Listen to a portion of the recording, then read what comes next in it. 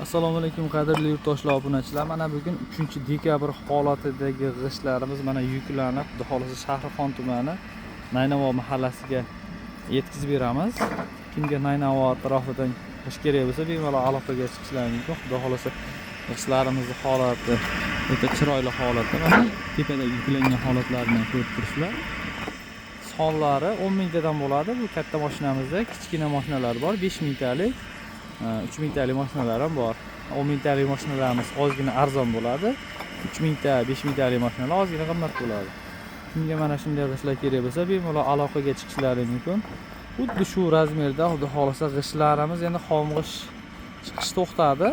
Muzlama bo'lgani hisobiga dekabr oyida imkon boricha o'ta zarur deganlarga 450 so'mdan joyidan qilib beramiz. Kimga kerak bo'lsa bemalol aloqaga chiqishlari mumkin.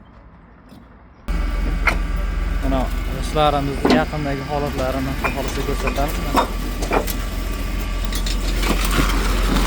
Lentadagi turgan holati.